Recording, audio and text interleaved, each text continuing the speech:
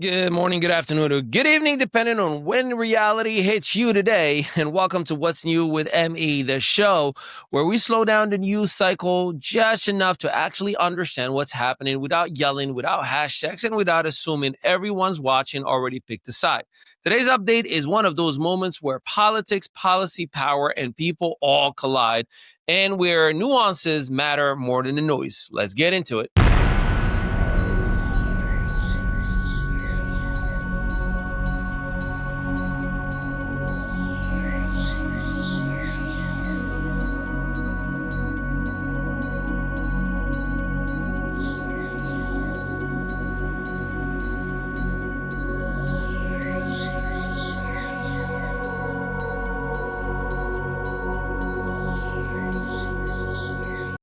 I'm Ali Mehdaoui, and in segment one, Governor Walz fraud that gets him out of re-election.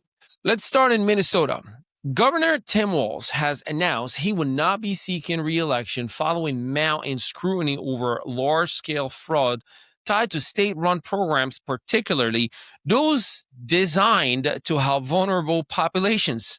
Now, before anyone jumps into those crazy conclusions, let's just be very precise. This is not about rogue employees or maybe just one. This is not about a paperwork error. This is about systematic oversight failures where millions and even in some cases hundreds of millions of dollars flowed through programs with insufficient guardrails. Now, investigations have revealed that funds intended for childcare, food assistance, and welfare programs were allegedly misused by organized networks exploiting weak controls. So here's the uncomfortable truth. When government programs fail, the very first people to hurt aren't politicians. There are families who actually needed the help intended. The governor maintains that he did not do anything wrong. He did not personally commit fraud. But to date, no criminal charges have been filed against him. But here's the thing. Leadership isn't just about intent. It's about accountability. But this moment raises a bipartisan question that is worth asking out loud. How many well-meaning programs across this country are quietly bleeding money out? Not because of ideology, but because no one wanted to ask the hard questions early. This isn't a red issue or a blue issue. This is a competent issue. I'm pretty sure the governor will end up working in MS Now or CNN immediately right after. Segment 2, childhood vaccine from 17 to 11 and why this isn't as simple as it sounds. So up next, let's talk about kids' medicine and a topic that usually ends Thanksgiving table extremely early. Federal health authorities have revised the childhood immunization schedule, reducing the number of diseases of which routine vaccinations is universally recommended for, from roughly 17 down to 11. Pause, breathe, nobody panic. This does not mean vaccines were banned.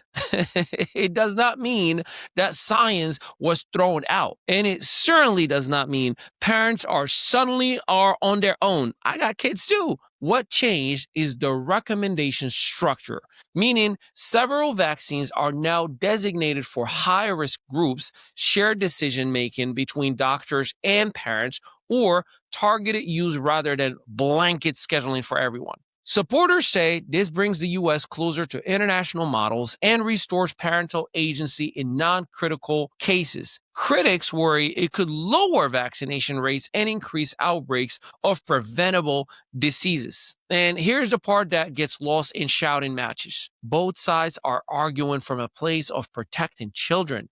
They just disagree on the how. This is not a war between science and freedom. It's simply a conversation about risk, about trust, about transparency, and about public confidence. And whether you are a parent or maybe a physician or just someone who remembers being terrified of needles as a kid, I'm not talking about myself. The real takeaway is this: when institutions change guides, they must explain why clearly, calmly, and honestly, or trust erodes. And once trust erodes, Well, no policy would work, period. Now to energy and Venezuela. The United States is set to receive between 30 to 50 million barrels of oil from Venezuela following major developments in the country's political leadership and international negotiations. On paper, this looks like a straightforward energy move. Increased supply, market stabilization, reduced reliance on other foreign sources. In reality, this is geopolitics